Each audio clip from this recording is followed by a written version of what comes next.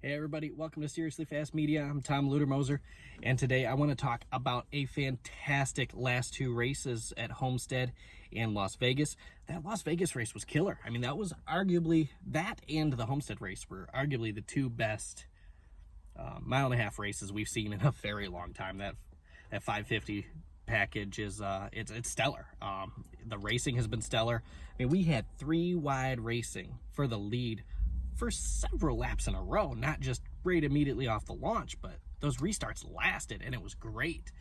It was just a great race. A little bit of beating banging, not a lot. It was very enjoyable to watch. Obviously, Kyle Larson got away with that win. That's his first win since coming back, since his bad word.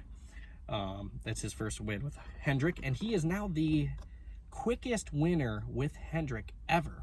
4 races with Hendrick. I believe it was Labani at 7 races was the previous quickest. Brad Keselowski finished second. They raced pretty good. They raced pretty hard. Keselowski ended up snagging that, and he ran to the start-finish line to congratulate him on his win. Kyle Busch finished third. It's a nice strong outing at this home track. Denny Hamlin, who had a crappy car all day long, finished fourth. Brian Blaney, very nice outing, and we fit round off the top 5. Martin Truex Jr. 6th, Christopher Bell 7th, so another good run for him. Again, another good run for Byron, an 8th. Logano 9th, and Eric Jones in that RPM car finished 10th after smacking the wall too. So I mean, very, very good outing there. Almost forgot my audio, guys, so if the audio was bad,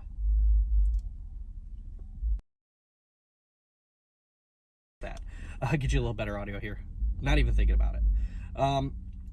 So that's gonna do a little shaking up with the standings. I mean, we've seen the word parity be used quite frequently so far this year, and it's no different today. We have now had 4 different winners for the first 4 races, which, you know, that's not impossible, but we've had the top 10s mixed up. Kyle Busch up there, Blaney's had not so great runs so far this year. He is actually 30th. Sorry, not 30th. 15th in the point standings now. And then Eric Jones up there in 10th. So the standings sit as we speak, or as I do this video. Denny Hamlin first, Brad Keselowski second, Kyle Larson with a win in third, Chase Elliott 4th, and Christopher Bell 5th. Are going to round out your standings, your point standings, not the playoffs. Some of the big notable drivers that weren't mentioned there. Michael McDowell in 9th. 4 races in, he's in 9th. He had a big drop because of the race yesterday. Not the stellar finish he really wanted or needed. He had nothing but top 10s for the first 3 races, and that's a dream season. They keep saying dream season. That is his dream season so far. Kurt Busch in 10th. Very, very solid performances, even after choking in some of these races. We all remember the Daytona road course, don't we? Right. Preece is 13th. And that's not a stellar race car. That's an old chassis. I mean, they're behind. And then you got Bubba Wallace, who is probably the biggest story going into this season outside of Kyle Larson himself. He's in 20th in the standings. But he did one of the biggest things I've seen so far is he went out and he congratulated Kyle Larson on his win, and went up to victory lane and congratulated him. And that goes to show that maybe hard feelings that may have been there are gone, and it's a pretty big thing to see. Going into the playoff standings now, obviously no one cares about points. We care about playoffs. Playoffs are what makes and breaks everything. These playoff standings are crazy. If you would have told me these are the top 5, these are your top 5 of your playoffs this far into the season, we're going to be these guys, I'd have told you you're flipping nuts.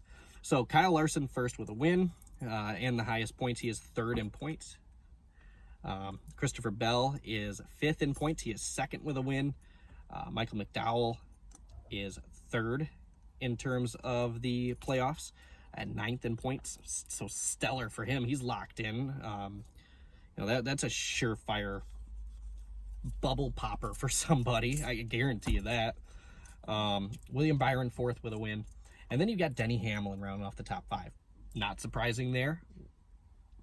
Not at all. Not after last season. Brad Keselowski 6th, Chase Elliott 7th, Joey Logano 8th, Kevin Harvick 9th, and Martin Truex Jr. rounding off your top 10 in terms of the playoffs. So pretty solid effort by all those guys, including some guys you really didn't think you'd see up there that early. Byron, McDowell, Bell, and Larson. Like, I didn't see those guys up there. I really didn't. I figured they'd do good, but I didn't think they'd do that good this early. And then you got Kurt Busch in 11th, Austin Dillon 12th, Preece 13th, Kyle Busch 14th, Ryan Blaney 15th.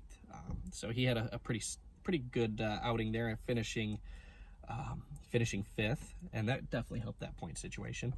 And then you have Chris Buescher in 16th, which, let's be honest with ourselves, that race last week was a surprise with his performance, and that definitely helps him.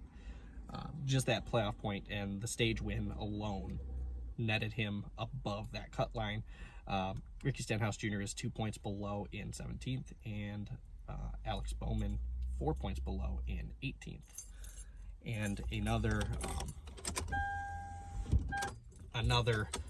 pretty notable name on that list that I didn't really mention was 30th place Matt DiBenedetto. Came out, had a good run, good race yesterday, but just not quite what he needed. He had a good performance, but just not a good finish. And he has had very bad finishes, and he had some pretty negative comments on Twitter. He posted a reply, kind of apologizing for him, but he's in 30th place in terms of these point standings. So very, very unfortunate for that basically fourth Penske team. And you hate to see it. You definitely hate to see it.